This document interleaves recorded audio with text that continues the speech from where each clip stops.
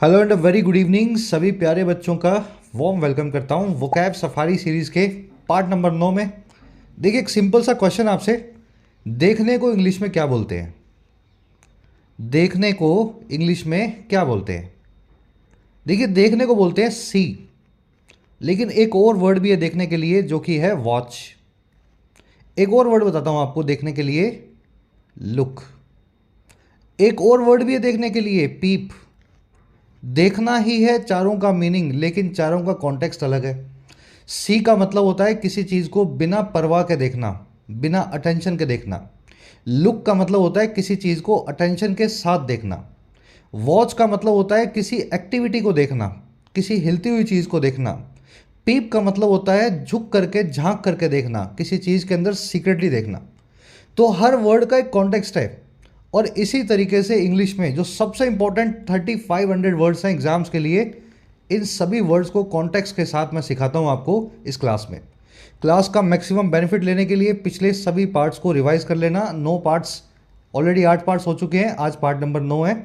मैं आपको 1 मिनट लगा करके दिखा देता हूं सारे पार्ट्स आपको कहाँ मिलेंगे। आपको जाना है चैनल के होम पेज पे, YT योर इंग्लिश ट्यूटर आप डालेंगे जो है गूगल में, यूट्यूब में। ऊपर से 3rd 4th 5th 6th 7th जो है आपको प्लेलिस्ट मिलेगी, वोकैब सफारी ऑल पार्ट्स। आराम से प्लेलिस्ट पे क्लिक करके सभी पार्ट्स को सीक्वेंस में चलाएं। ये सारे मोटे मोटे वर्ड्स इन वीडियोस के अंदर आपके ट्रिक्स के साथ में कवर हो जाएंगे। तो चलिए बिना देरी के शुरू करें क्लास को। चलिए आइए कुछ नया सीखते हैं। मेरी क्लासेस के सभी नोट्स, सभी पीडीएफ्स के लिए आप ज्वाइन कर सकते हैं टेलीग्राम ग्रुप को, YT your English tutor.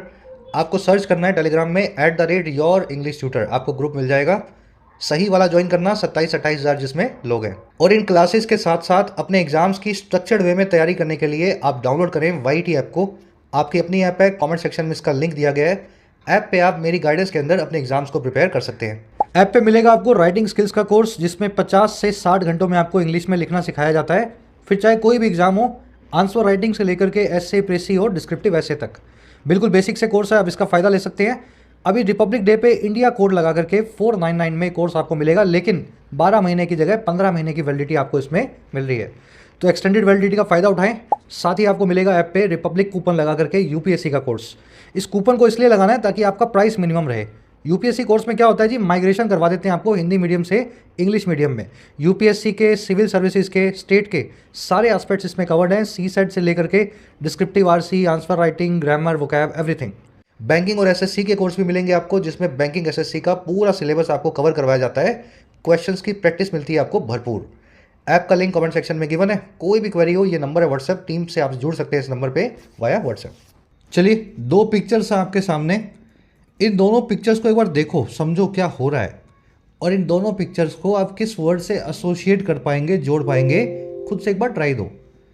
4 words हैं आपके पास, डिस्पोजेबल, डेस्टिट्यूट, सस्टेनेंस और डिस्पेंसिबल। कॉन्टेक्स्ट में आपको बता देता हूं। पहली पिक्चर में ये आदमी जो होमलेस है, बिना घर के रहता है शायद, और खाना खा के जिंदा रहने की कोशिश कर रहा है। दूसरे केस में एक आदमी बैठ करके जूतों की सिलाई कर रहा है या कुछ काम कर रहा है, लगता है जैसे अपनी दुकान पे बैठा है। चलिए देखिए, चारों वर्ड्स एक एक करके पकड़ने हैं। पिक्चर्स आपने समझ ली। इन दोनों पिक्चर से जो वर्ड जुड़ेगा वो होगा सस्टेनेंस। सस्टेनेंस, और इस वर्ड को आपको डिटेल में करवाते हैं। देखिए सस्टेनेंस वर्ड का मतलब होता है जीने का सहारा। जीने का सहारा। ये वर्ड जो सस्टेनेंस बना है ना, ये वर्ड बना है सस्टेन नाम की वर्ब से। सस्टेन यानी जिंदा रहना, बने रहना। सस्टेनेंस यानी जीने रहने का सहारा या बने रहने का सपोर्ट। सस्टेन एक वर्ब है, सस्टेनेंस एक नाउन है। कनेक्ट करके चलो तो दिमाग में बैठेंगे। हर वो चीज़ सस्टेनेंस है जो आपको हेल्प करे जीने में या सस्टेन करने में। और इस वर्ड का एक स्पेशल मीनिंग भी होता है, सर्वाइवल। भाई आप जीने का सहारा ढूंढ रहे हो, वही तो सर्वाइवल है। सर्वाइवल का मतलब ही होता है जीने का, है ना। आप जी रहे हैं, आप कंटिन्यू कर रहे हैं, सर्वाइवल है। फिर चाहे फूड हो, जॉब हो, मनी हो, ऑक्यूपेशन हो, हर चीज़ आपके मीन्स ऑफ सर्वाइवल है, जीने का सहारा है। जैसे इस आदमी का काम ही इसका जीने का सहारा है। दुकान पे बैठ करके जूते सिलेगा तभी इसका घर चलेगा।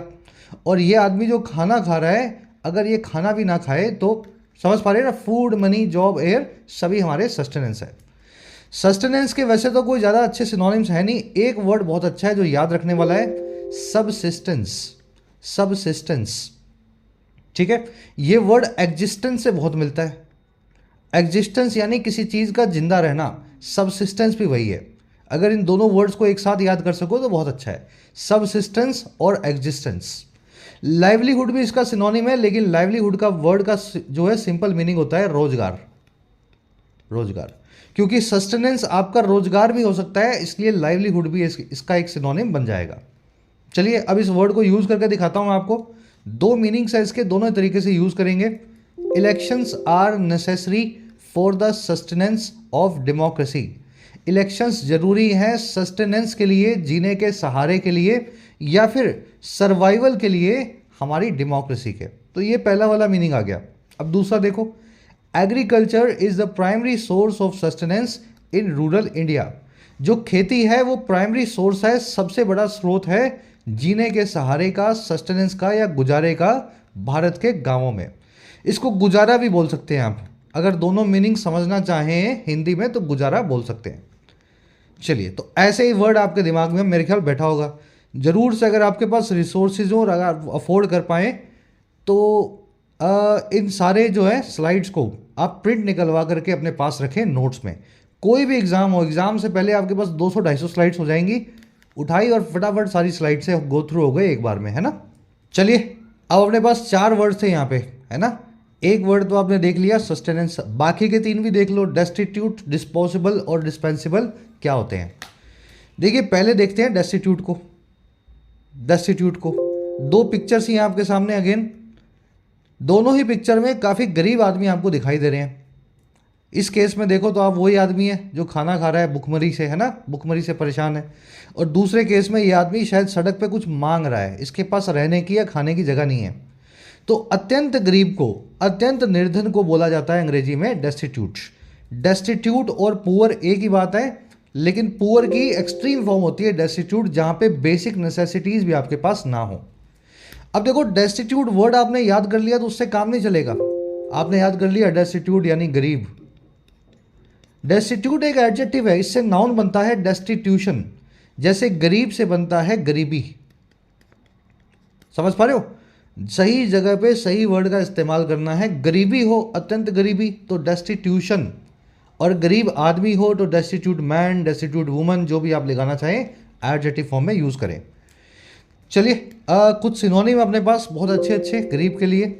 इम्पॉवरिश्ड होता है, पेनीलेस होता है, और एक बहुत अच्छा वर्ड है इंडिजेंट। इंडिजेंट, ठीक है, एडवांस वर्ड है ये, आज के क्विज में भी पूछा मैंने आपसे, याद रखना इंडिजेंट। चलिए, अब इस वर्ड को यूज़ करेंगे, सेंटेंस बना के देखेंगे, और मैं कोशिश करूंगा हर एक वर्ड की सारी फॉर्म्स के ऊपर एक एक सेंटेंस आपको बना के दिखाऊं। जैसे the flood victims were left destitute without food और वाटर। जो बाढ़ के विक्टिम्स थे, शिकार थे, वो पीछे छूट गए डेस्टिट्यूट के तौर पे, वर लेफ्ट डेस्टिट्यूट, बहुत अत्यंत गरीब होकर के पीछे रह गए, बिना फूड और वाटर के, शेल्टर के, बिना खाने और रहने की जगह के। तो यहाँ पे डेस्टिट्यूट एक एडजेक्टिव है। दूसरा केस देखो, she worked hard to escape a life of destitution. उसने बहुत हार्डवर्क किया ताकि वो बच निकले एक जीवन से जो है अत्यंत गरीबी का, डेस्टिट्यूशन का, नाउन है यहाँ पे, and a build better life, और एक अच्छी लाइफ को बिल्ड कर सके। तो she worked hard to escape a life and to build a better future. चलिए, दूसरे केस में नाउन की तरह यूज हुआ है अत्यंत गरीब के लिए, है ना। चलो नेक्स्ट वर्ड देखो। इस पिक्चर को देख करके आपको समझ में आ रहा होगा एक आदमी की नौकरी चली गई है, और नौकरी उसी की जाएगी जो आदमी ऑफिस में गैर जरूरी होगा, जिसके बिना काम चल जाएगा ऑफिस का, उस आदमी को निकाला जा सकता है। तो ऐसी हर एक चीज़ जो गैर जरूरी है आपके जीवन में, जिसको आप छोड़ भी देंगे, त्याग भी देंगे, फेंक भी देंगे, उसके बिना आपका काम चल जाएगा, वो होती है डिस्पेंसिबल। याद करने की ट्रिक बताऊंगा इसकी। इंग्लिश में एक फ्रेज होता है डिस्पेंस विद करना, किसी चीज़ से छुटकारा पाना। भाई खराब पेपर है आपने, है ना, रफ पेपर है, उसको डस्टबिन में फेंका, तो आपने रफ पेपर को डिस्पेंस विद किया। तो जब भी किसी चीज़ से छुटकारा पाते हैं, डिस्पेंस विद करते हैं, और डिस्पेंसिबल ऐसी ही चीज़ें होती हैं जिनसे छुटकारा पाया जा सके। Something that can be given up without much impact. चलिए, डिस्पेंस विद नाम की फ्रेजल वर्ब से डिस्पेंसिबल नाम का एडजेक्टिव बना हुआ है। सिनोनिम इसके बड़े सिंपल से हैं, रिप्लेसिएबल हो, नॉन एसेंशियल हो, अननेसेसरी हो या फिर सुपरफ्लुअस हो। ठीक है, तो डिस्पेंसिबल ऐसी चीज़ें होती हैं। चलिए अब यूज़ करके देखते हैं इस वर्ड को और अच्छे से दिमाग में बैठे। बीइंग अ की player in the team he is not so dispensable. कह रहा है जी एक की प्लेयर होने के नाते, बीइंग जब भी शुरू हो जाए सेंटेंस के शुरू में, इसका मतलब होता है होने के नाते, होने के नाते। तो कह रहा है जी होने के नाते एक बहुत ही इंपॉर्टेंट प्लेयर टीम का, वो बिल्कुल भी डिस्पेंसिबल नहीं है, वो बिल्कुल भी गैर जरूरी नहीं है, उसको टीम से नहीं निकाला जा सकता। अगर वो डिस्पेंसिबल होता तो टीम से कभी भी निकाला जा सकता था, बट ही इज ए की प्लेयर इन द टीम। अब देखो ये डिस्पेंस विद नाम की फ्रेजल वर्ब भी देखो, they had to dispense with the extra features due to budget cuts. उनको छुटकारा पाना पड़ा या छोड़ना पड़ा कुछ एक्स्ट्रा फीचर्स को बजट कट्स की वजह से, बजट में कटौती की वजह से।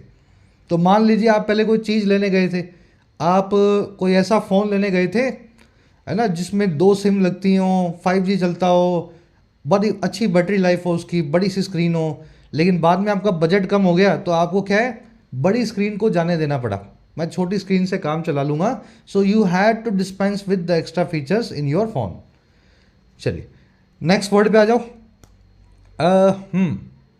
क्या रखा हुआ है भाई आपके सामने, ये इनको अपने इंग्लिश में बोलते हैं डिस्पोजेबल यूटेंसिल्स या डिस्पोजेबल वेयर्स, है ना। डिस्पोजेबल ग्लास होता है, चम्मच होता है, स्पून्स, प्लेट्स वगैरह, हर वो चीज़ जो आप इस्तेमाल करके फेंक सके, जिसको आपने एक बार इस्तेमाल किया और उसके बाद आपने यूज़ करके फेंक दिया, वो होती है डिस्पोजेबल।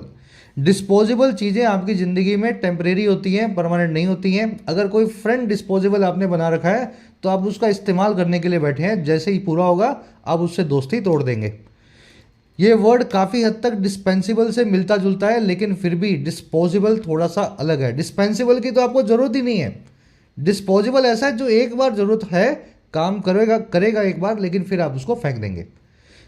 चलिए डिस्पोजेबल वर्ड बना है डिस्पोज ऑफ नाम के फ्रेजल वर्ब से। डिस्पोज ऑफ करना, किसी चीज़ से छुटकारा पाना, ठीक है, डिस्पोजेबल वहीं से बनाया गया।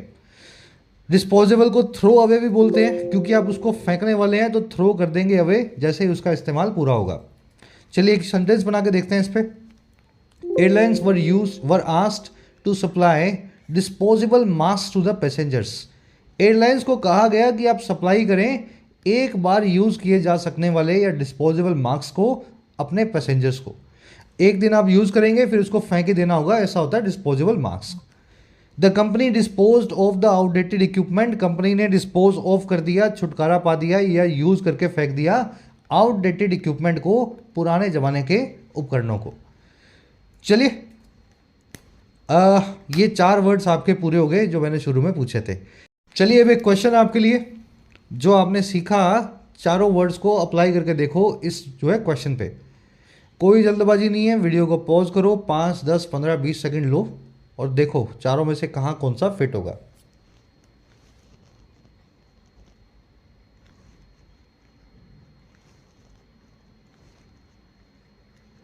चलिए ये जो डैश टाइप का मैन था, ये रिलाइड ऑन करता था या निर्भर रहता था कहीं पे मिल जाए फ्री की मील्स या मुफ्त का खाना, कोई लंगर वंगर मिल जाए।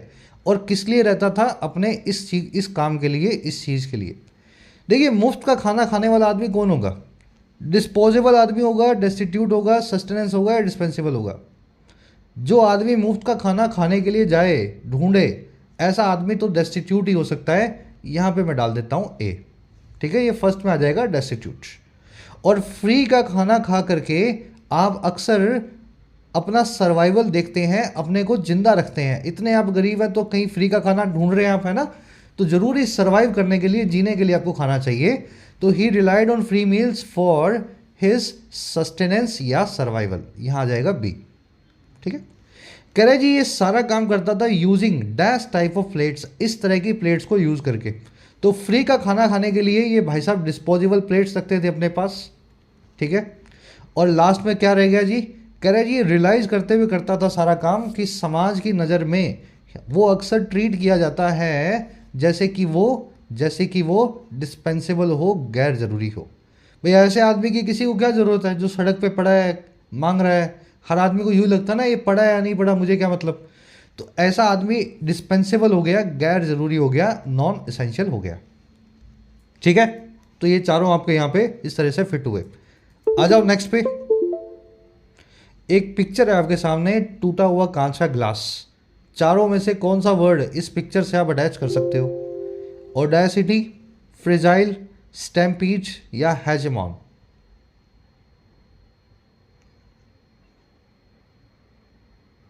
चलो चारों वर्ड्स आपको करवाता हूं।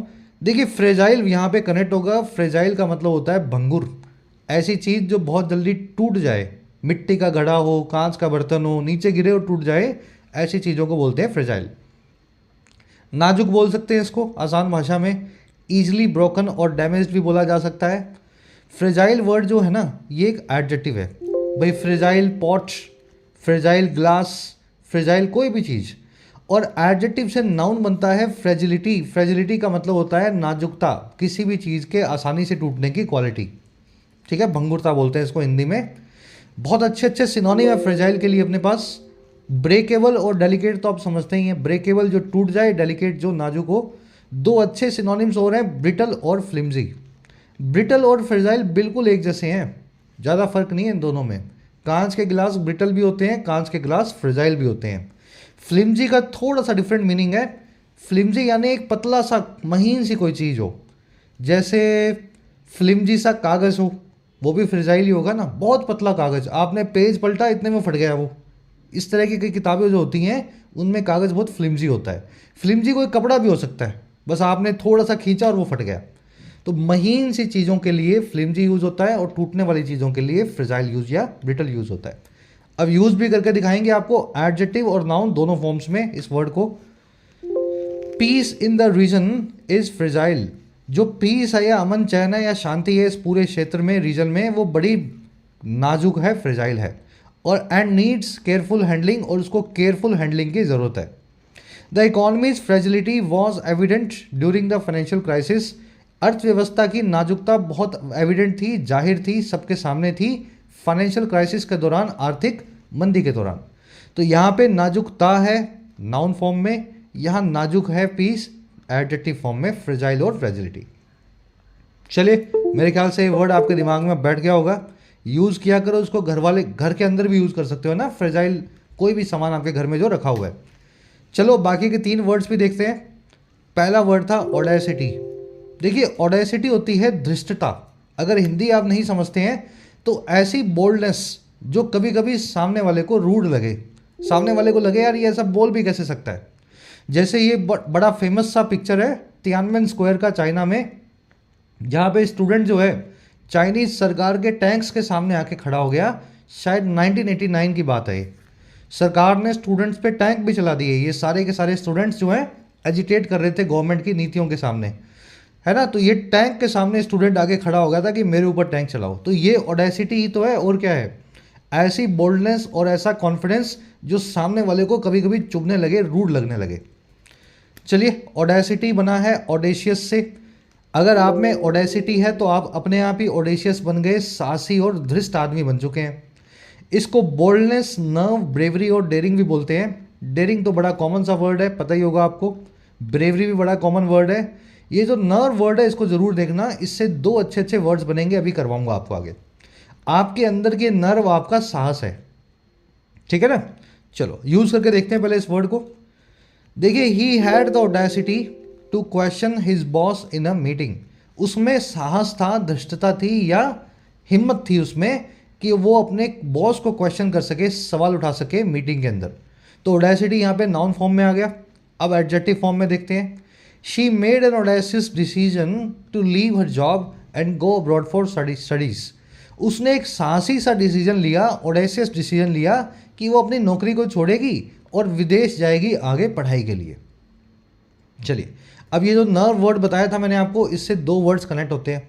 देखिए नर्व क्या है, आपकी ये धमनियाँ जिनमें ब्लड जा रहा है, या फिर जिनमें जो माइंड से कनेक्टेड है आपके बॉडी पार्ट्स। तो दिमाग आपके बॉडी पार्ट्स को कंट्रोल करता है ना, हाथ उठाना है, गिराना है। तो नर्व को आपके साहस से जोड़ा गया है, क्योंकि जो आदमी साहस होता है उसका दिमाग जो है मुसीबत के वक्त भी उसको है ना, हिम्मत जो है दिलाएगा, उसके हाथ पांव नहीं कांपेंगे, यानी उसकी नर्व्स बहुत मजबूत होंगी, वो आदमी एकदम हिम्मत दिखाएगा किसी भी जो है सिचुएशन के अंदर। अब इससे दो वर्ड्स बनते हैं, इनर्वेटेड और अननर्व्ड। दोनों में नर्व आ रहा है, ध्यान से देखना, इसीलिए बता रहा हूँ कनेक्ट करके। ऐसा आदमी जिसमें हिम्मत खत्म हो चुकी हो, फिजिकल और मेंटल एनर्जी खत्म हो चुकी हो, थक चुका हो, हार चुका हो, ऐसे आदमी को बोलते हैं इनर्वेटेड या अननर्व्ड। भाई इसमें नर्व ही नहीं है। आपने पूरा दिन सुबह 6 बजे उठे और रात के 12 बजे तक काम किया, कुछ एग्जाम था, पढ़ाई की, तो 12 बजे कैसा फील करते हो रात में? बस अब तो सो जाऊं, है ना, फ़ोन देखने का मन भी नहीं हो रहा, ऐसी नींद आ रही होती है। तो उस वक्त आप इनर्वेटेड होते हैं, फिजिकल और मेंटल एनर्जी आप में नहीं होती है, जील, उत्साह, साहस सब खत्म हो चुका होता है। चलिए, बड़े अच्छे वर्ड्स हैं, कनेक्ट करोगे तो याद रहेंगे। आगे आ जाओ नेक्स्ट पे। नेक्स्ट जो वर्ड है अपने पास, ये है मुंबई की लोकल ट्रेन, और जो आप यहाँ देख रहे हैं ये है स्टैम्पीड। स्टैम्पीड को हिंदी में बोलते हैं भगदड़। अचानक से बहुत सारे लोगों का किसी जगह भागना या दौड़ना, sudden rush of a large group of people कहलाता है स्टैम्पीड, जो अभी आपने कुंभ के मेले में देखी और अक्सर मंदिरों, मस्जिदों, गुरुद्वारों में आप देखते हैं। स्टैम्पीड एक नाउन भी है, स्टैम्पीड एक वर्ब भी है। इंग्लिश में बहुत सारे ऐसे वर्ड्स हैं जो अपनी नाउन और वर्ब फॉर्म में सेम ही होते हैं। आप नाउन फॉर्म में उनको नाउन बना लें, वर्ब फॉर्म में उनको आईएनजी फॉर्म में, V1, V2, V3 में इस्तेमाल कर लें। तो वर्ब फॉर्म में इसका मतलब होता है भगदड़ करना, नाउन फॉर्म में इसका मतलब होता है भगदड़। चलिए, बड़े अच्छे इसके अपने पास सिनोनिम्स भी हैं। पैनिक, रश और फ्लीइंग इसको बोल सकते हैं, लोगों के अचानक से भागने को। सेंटेंस बना के आपको दिखाता हूँ दोनों फॉर्म्स में। देर वॉज अ स्टैम्पीड, एक स्टैम्पीड हुई, देर वॉज अ स्टैम्पीड, एक भगदड़ हुई at the concert when fire alarm wrong, concert में हुई जब फायर अलार्म जो है अचानक से बज उठा। तो यहाँ पे नाउन फॉर्म है, देर वॉज अ स्टैम्पीड। दूसरा केस देखो, all major tech powers of the world are stampeding to develop and launch their AI software. सारी जो टेक पावर्स है दुनिया की, यूएस, चाइना, रशिया, इंडिया, सभी के सभी स्टैम्पीड कर रही हैं या भगदड़ कर रही हैं। और क्यों? ताकि बना करके लॉन्च कर सकें अपने एआई सॉफ्टवेयर को।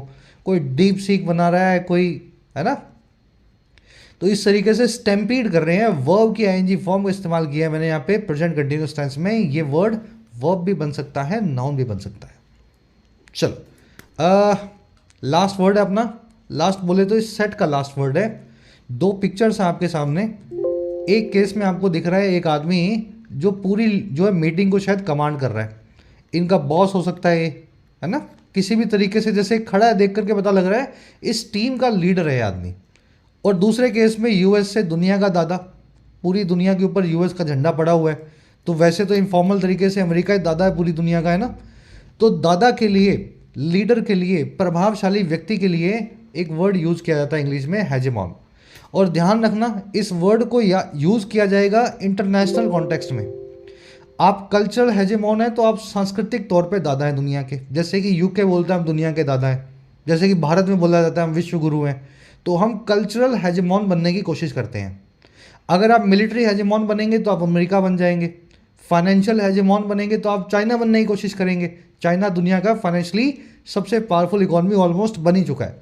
तो इस तरीके से याद रखना, ये घर परिवार में यूज़ ना होकर के इंटरनेशनल पॉलिटिक्स में यूज़ होने वाला वर्ड है।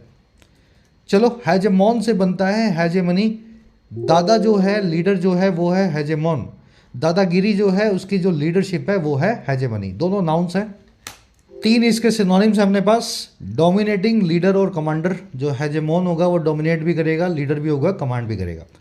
चलो, अब ये दोनों वर्ड्स मैं आपको यूज़ करके दिखाता हूँ सेंटेंसेस की फॉर्म में। The USA has long been considered a global hegemon. दुनिया को बहुत लंबे वक्त से, या यूएसए को बहुत लंबे वक्त से कंसीडर किया गया है दुनिया का हेजेमॉन या लीडर या दादा। The company is losing its market share and hegemony to its competitors. Company अपना मार्केट शेयर और अपनी दादागिरी को या अपनी लीडरशिप को लूज कर रही है अपने कॉम्पिटिटर्स के सामने, अपने, समझ गए ना, जो इनसे कॉम्पीट करने वाली कंपनी है उनके सामने। चलिए, तो ये वर्ड आपका क्लियर हो गया, ये सेट भी क्लियर हो गया। चारों वर्ड्स को अब फटाफट से अप्लाई करके दिखाओ इस क्वेश्चन पे। 10, 20, 30 सेकंड जो लेना टाइम को आराम से ले लो, वीडियो को पॉज कर लेना। चारों ब्लैंक्स में एक एक वर्ड को आपको भरना है। चलो अब मैं करवा रहा हूँ, ठीक है। पहले खुद से अपना निकाल लेना आंसर, कमेंट्स में डालना। कह रहा है जी, the small nations dash to challenge the dash was dash in the face of military power but it sparked the dash of support from its allies. कह रहे जो छोटा सा नेशन है उसकी जो डैश थी चैलेंज करने की डैश को।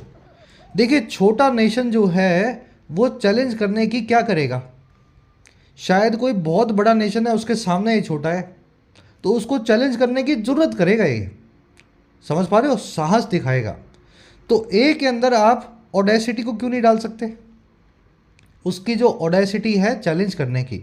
और चैलेंज किसको करना है, चैलेंज करेगा दुनिया के दादा को या फिर हेजेमोन को, यहाँ पे डाल दो बी। कह रहा है ये चीज़ जो थी ना ये बहुत डैश थी इस चीज़ को देखते हुए मिलिट्री पावर को। भाई बड़ा देश तो बहुत मिलिट्री पावर था, उसके सामने इसका जो चैलेंज था वो बिल्कुल इस टाइप का था। तो बड़ी पावर के सामने आपका चैलेंज बहुत भंगुर होगा, बहुत कमज़ोर होगा, कांच के ग्लास की तरह होगा या मिट्टी के बर्तन की तरह फ्रेजाइल होगा, ठीक है। कह रहे लेकिन फिर भी इस चीज़ ने भड़का दिया, स्पार्क कर दिया एक सपोर्ट के डैश को इसके अलाइज से, इसके दोस्तों से। तो सारे जो दोस्त थे छोटे नेशंस के, भले ही इसका जो चैलेंज था बड़ा कमज़ोर था लेकिन सारे दोस्तों ने भगदड़ मचा करके सपोर्ट दिया, स्टैम्पीड किया, सपोर्ट का एक स्टैम्पीड दिया, इसके अलाइज से इसको मिला, ठीक है ना। तो इस तरीके से आप इन चारों को यहाँ पे फिट कर सकते हैं। चलिए लास्ट सेट है अपना, आराम से इस पिक्चर को देख करके चारों में से जिस वर्ड से आप कनेक्ट कर सको एक बार कोशिश करो कनेक्ट करने की। कोर्डियल, स्कैफोल्डिंग, लैबोरेट या एरोगेट। देखिए हो क्या रहा है इस पिक्चर में, ये लड़की इससे दूसरी लड़की कुछ छीन रही है या फिर यही लड़की इस दूसरी से कुछ छीन रही है। देखने में ऐसा लग रहा है ये सारा जो खिलौना विलौना है, टॉयज़ है, ये इस लड़की के हैं और ये लड़की उससे छीन रही है, क्योंकि ये जिस तरीके से रो रही है ना इसको लग रहा है कि इसी का सामान है जो इससे छीना जा रहा है। और इस तरह के काम को, हरकत को अंग्रेजी में बोलते हैं एरोगेट करना। एरोगेट करना मैं आपको बताता हूँ डिटेल में। देखिए एरोगेट टू वन सेल्फ, ये टू वन सेल्फ जो है ना यहाँ पे हमेशा ऑप्शनल होगा, आप चाहें तो लिखें या ना लिखें। Arrogate to my self, arrogate to her self, किसी भी चीज़ को दूसरे से कब्जे में लेने को बोलते हैं एरोगेट करना। चीज़ दूसरे की है, चुरा भी नहीं रहे हो आप, आपकी है भी नहीं, आप उसकी आंखों में आंखें डाल करके उससे कब्जे में ले रहे हो, क्लेम कर रहे हो किसी चीज़ को बिना उस राइट के, बिना हक के, तब आप करते हैं इस चीज़ को एरोगेट। एरोगेट जो वर्ड है ना ये बना है एरोगेंट से। एरोगेंट एक ऐसा आदमी होता है जो बड़ा दम्भी हो, बहुत ज़्यादा प्राउड हो, है ना, बहुत गुमान है उसको, दूसरे की चीज़ भी मैं ले लूँगा, मेरी है ये। तो एरोगेंट और एरोगेट आप इस तरीके से कनेक्ट करें। और एरोगेट वर्ब से नाउन बनता है एरोगेशन, किसी चीज़ को कब्जे में लेना अपने पास बिना राइट के, बिना हक के। चलो तीन अपने पास सिनोनिम्स भी हैं इसके, दो तीन, कन्फिस्केट, क्लेम, ले सीज और यूसर्व। ये जो मैं येलो कलर में बताता हूँ ये इंपॉर्टेंट होते हैं, इनको खास ध्यान दे दिया करो। कन्फिस्केट करना, कब्जे में लेना, क्लेम करना, दावा ठोकना, ले सीज करना, किसी चीज़ को हथियार लेना, यूसर्व करना यानी किसी दूसरे की चीज़ को अपना बताना, है ना। राजा की गद्दी पे आप बोल दो मैं राजा हूँ आज से, राजा मान लो गद्दी पे नहीं बैठा है और आप बोल दो मैं राजा हूँ, तो इसको यूसर्व करना बोलते हैं। पुराने ज़माने में ये बहुत होता था, जैसे ही राजा की मौत होती थी तो बहुत सारे लोग यूसर्व करने आ जाते थे कि मैं भी राजा, मैं भी राजा, तो वहाँ से वर्ड कनेक्ट कर पाएंगे आप। चलिए अब यूज़ करके दिखाता हूँ आपको। He arrogated to himself the authority to make all decisions, उसने कब्जे में ले लिया सारी अथॉरिटी को डिसीजंस लेने की या फैसले लेने की। उसको किसी ने कहा नहीं था कि तुम फैसले लो, लेकिन उसने कब्जे में ले लिया ये, है ना, उसने बोला मैं ही लूँगा सारे फैसले। तो he arrogated the authority to make all decisions. अब याद रखें ही के लिए मैंने हिमसेल्फ लगाया है, ये टू हिमसेल्फ एरोगेट के बाद में ऑप्शनल होता है। कोई राइटर लिखता है, कोई नहीं लिखता, जनरली आपको लिखा हुआ मिलेगा और आपको लिखना भी चाहिए, लेकिन कभी ना भी मिले तो समझ लेना इस टू हिमसेल्फ को आपने यहाँ पे अंडरस्टूड माना है। जैसे she arrogated to her self the right to speak on the behalf of the entire team, उसने हक ले लिया या एरोगेट कर लिया खुद को उस राइट को जो था स्पीक करने का पूरी टीम के लिए। तो एक आदमी अपने आप ही आगे आगे बोले जी पूरी टीम की बात मैं बताऊंगा, तो उसने उस पूरे हक को एरोगेट कर लिया। चलिए, तो ये वर्ड इस तरीके से पिक्चर से कनेक्ट करना है भाई, बड़ा आसान वर्ड है। एरोगेंट से याद रखोगे तो याद रहेगा। नेक्स्ट वर्ड है अपने पास, नेक्स्ट वर्ड है अपने पास कोडियल। कोडियल होता है बहुत ही मिलनसार हो, बहुत ही फ्रेंडली हो, पोलाइट हो, गर्मजोशी से भरा हो। जैसे इस केस में ये आदमी बड़े अच्छे से इन दोनों को ग्रीट कर रहा है। शायद ये होस्ट है, मेजबान है, और ये दोनों गेस्ट हैं, है ना। तो इसको कोडियल वेलकम बोल सकते हैं, जो आदमी ये देना चाह रहा था। Warm, friendly and polite. Cordial से कोडियलिटी नाम का नाउन बनता है। कोडियल एक एडजेक्टिव है। कोडियल मैन होगा, कोडियल वुमन होगी, है ना, गर्मजोशी से भरा हुआ आदमी, फ्रेंडली औरत। कोडियलिटी यानी आपकी गर्मजोशी, आपका दोस्ताना रवैया, आपकी पोलाइटनेस। चलो, कोडियल के लिए एक बहुत अच्छा वर्ड है एमिएबल। ये बी कर लेना, एमिएबल, यहाँ बी बीच में छूट गया, ठीक है। एमिएबल, ABLE, याद रखना, आज के क्विज में पूछा है आपसे। फ्रेंडली और अफेक्शनेट भी बोल सकते हैं इसको। चलिए यूज़ करके दिखाता हूँ इस वर्ड को। The host gave a cordial welcome to the guest. Host ने, मेजबान ने एक दोस्ताना वेलकम दिया, कोडियल वेलकम दिया अपने गेस्ट को। कोडियल यहाँ पे एडजेक्टिव है। They greeted each other with warmth and cordiality at the event. उन दोनों ने ग्रीट किया अपने एक दूसरे को गर्मजोशी और कोडियलिटी के साथ में, फ्रेंडली पने के साथ में, या पोलाइटनेस के साथ में, इवेंट के दौरान। तो यहाँ पे कोडियलिटी नाउन फॉर्म में यूज हुआ। चलिए नेक्स्ट वर्ड अपने पास। ये स्ट्रक्चर आप सभी ने देखी होगी। जब भी कोई बिल्डिंग बनती है तो इस तरीके से ये सब, है ना, लकड़ी के और लोहे की पल्लियाँ जो है लट्ठे लगा देते हैं। ये पता क्या है, जैसी बिल्डिंग इनको बनानी है उससे पहले ढांचा उसका बनाया गया है। ये सारे लट्ठे निकल जाएंगे बाद में जब बिल्डिंग खड़ी होगी।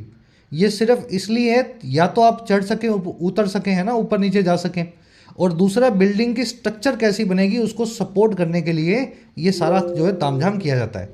अंग्रेजी में इस पूरे मामले को बोलते हैं स्कैफोल्डिंग।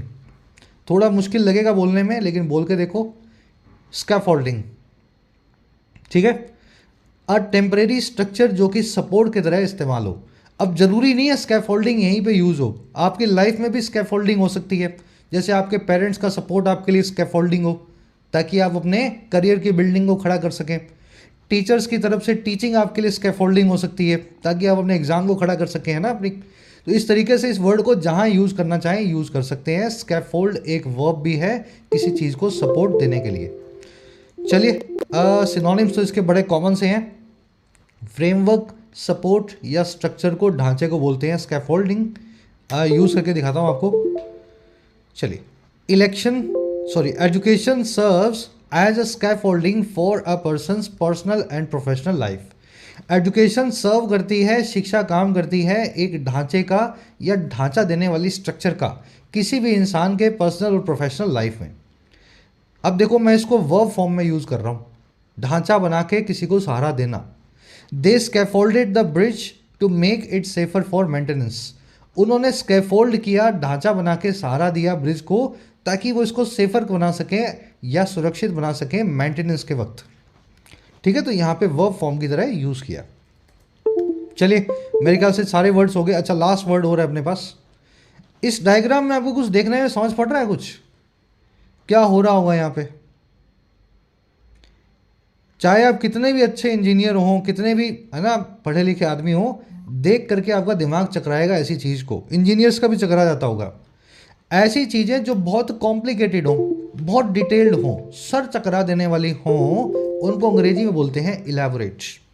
इनमें आपको बहुत डिटेल्स मिलेंगी, बहुत ज़्यादा अंदर से बारीकियाँ मिलेंगी। ये चीज़ें बहुत केयरफुली और डिटेल्ड प्लान्ड भी होती हैं, ये ऐसे ही नहीं बन जाती हैं। अगर कोई इलैबोरेट डिज़ाइन है तो वो किसी आदमी ने बड़ा सोच समझ के, मेहनत लगा करके बनाया है। तो ये होता है इलैबोरेट। इलैबोरेट एक एडजेक्टिव भी है, इलैबोरेट एक वर्ब भी है। वर्ब फॉर्म में इलैबोरेट का मतलब होता है किसी चीज़ को डिटेल में बहुत केयरफुली समझाना, ठीक है। मैं आपको एकदम, एक तो मूवी की कहानी 1 मिनट में बताना और एक मूवी की कहानी आधे घंटे में बताना। तो मैं आधे घंटे में अगर मूवी की कहानी आपको बताऊं, पहले ऐसे हुआ फिर ऐसे हुआ, तो मैं आपको एक इलैबोरेट तरीके से कहानी बता रहा हूं। चलिए, इसको इंट्रिकेट, कॉम्प्लेक्स या सोफिस्टिकेटेड भी बोल सकते हैं। यूज़ करके दिखाएंगे इस वर्ड को आपको। The scientist gave an elaborate explanation of the experiment. Scientist ने एक बहुत ही डिटेल्ड सी एक्सप्लेनेशन दी इस पूरे एक्सपेरिमेंट की। बहुत अच्छे से उसने बारीकी से बताया पूरा एक्सपेरिमेंट कैसे हुआ। ठीक है, तो डिटेल्ड के लिए यूज़ करेंगे इस वर्ड को। दूसरे केस में देखो, can you elaborate on your idea better. क्या आप इलेबरेट कर सकते हैं, डिटेल में बता सकते हैं अपने आइडिया को, अपने ख्याल को और अच्छे से। तो इलेबरेट ऑन करना, किसी चीज़ को और ज़्यादा गहरे में उतर करके समझाना, ये वर्ब फॉर्म में यूज़ करके मैंने यहाँ पे आपको दिखाया। चलिए, ये चारों सेट पूरा हो गया वर्ड्स का आपका। आराम से वीडियो को पॉज करना है, चारों ब्लैंक्स में अपने हिसाब से देखो कौन सा कहाँ पे फिट होगा।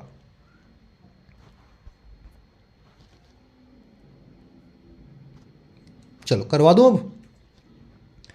The leader tried to maintain a dash relationship with his team. जो लीडर था उसने कोशिश किया कि वो मेंटेन करे इस तरह के रिश्ते को अपनी टीम के साथ। टीम के साथ में डिटेल्ड रिश्ता होगा, सपोर्ट देने वाला रिश्ता होगा, कोर्डियल यानी दोस्ताना रिश्ता होगा। दोनों ही वर्ड्स यहाँ पे फिट हो सकते हैं। कोर्डियल यहाँ पे ज़्यादा फिट होता है, लेकिन आगे बढ़ते हैं। अपने आप जब सारे वर्ड्स फिट हो जाएंगे तो कोर्डियल बच जाएगा अपने पास। ठीक है, चलो, तो उसका बड़ा अच्छा या दोस्ताना या सपोर्ट वाला रिश्ता था अपनी टीम के साथ। But he began to dash decision making power. लेकिन वो डिसीजन मेकिंग पावर को ये करने लगा, पावर को हथियाने लगा। टू प्लस में वर्ब की बेस फॉर्म का इस्तेमाल चाहिए आपको यहाँ पे, डिसीजन मेकिंग पावर को हथियाना या फिर एरोगेट करना। तो यहाँ बी में आ जाएगा एरोगेट। ठीक है, एरोगेट टू हिमसेल्फ करने लगा, तो हिमसेल्फ भी आपने देख लिया यहाँ पे, रिफ्लेक्सिव प्रोनाउन एरोगेट के बाद में आता ही है। कह रहा है जी ये सारा काम किया dismantling the dash of trust they had built. उस डैश को, भरोसे की तोड़ते हुए जो उन्होंने बनाई थी। भरोसे की क्या बनाई थी, भरोसे का ढांचा बनाया था, स्ट्रक्चर बनाया था। तो यहाँ पे स्कैफोल्डिंग आ जाएगा सी में। ठीक है, वो बिल्डिंग के बाद ढांचा बनता है ना, तो भरोसे के ढांचे को तोड़ने लगा। और ये कैसे बनाया था ढांचा, थ्रू डिस्कशंस, इस तरह की डिस्कशंस के थ्रू, या फिर यूं कह दें बहुत ही डिटेल्ड इलेबरेट डिस्कशंस के थ्रू। तो यहाँ पे चौथे में आ जाएगा डी। अपने आप ही आपको फर्स्ट में ए मिलेगा। उसका बड़ा कोर्डियल रिश्ता था, लेकिन हथियाने लगा डिसीजन मेकिंग पावर को, और उसने डिस्मेंटल कर दिया या चकनाचूर कर दिया ढांचे को जो ट्रस्ट का उसने बिल्ड किया था बहुत डिटेल्ड डिस्कशंस के जरिए। चलिए रैप अप करेंगे क्लास को। होपफुली मज़ा आया होगा आपको। आराम से इस छोटे से क्विज को सॉल्व करना है आपको। 10 क्वेश्चंस हैं, कॉलम ए और कॉलम बी को मैच करना है। आंसर्स मिलेंगे फर्स्ट कमेंट में, जाके चेक करना और ज़रूर से बताना सर क्लास कैसे लगी आज की। इस क्लास को तभी कंटिन्यू किया जाएगा जब आपका प्यार इस क्लास को मिलेगा, ताकि है ना मुझे भी वही क्लासेस लाने में मज़ा आता है ना जो आपको अच्छी लगे। 2000 लाइक्स इस क्लास को मिल गए। मैं इस क्लास को अब वीक में 2 बार कंटिन्यू करूँगा। ठीक है, तो अपने जो 3500 वर्ड्स हैं मेरे ख्याल से 20-25 क्लासेस में, थोड़ा लंबा कर देंगे क्लासेस को, 20-25 क्लासेस में पूरे करेंगे। आराम से ट्राई दो, आउट ऑफ 10 कितने मार्क्स मिले बताना, फर्स्ट कमेंट में आंसर रखे हैं। अंटिल देन, और हाँ, ऐप को ज़रूर डाउनलोड कर लें। कमेंट सेक्शन में ऐप का लिंक दिया गया है। जो भी कोर्स आपकी नीड है, अफोर्डेबल प्राइस में आप अपने एग्ज़ाम को प्रिपेयर कर सकते हैं, एसएससी, बैंकिंग, यूपीएससी या स्टेट पीएससी एग्ज़ाम को। ये टीम का नंबर है, इस पर व्हाट्सएप करके आप टीम से बात भी कर सकते हैं अगर आपकी कुछ क्वेरीज हो।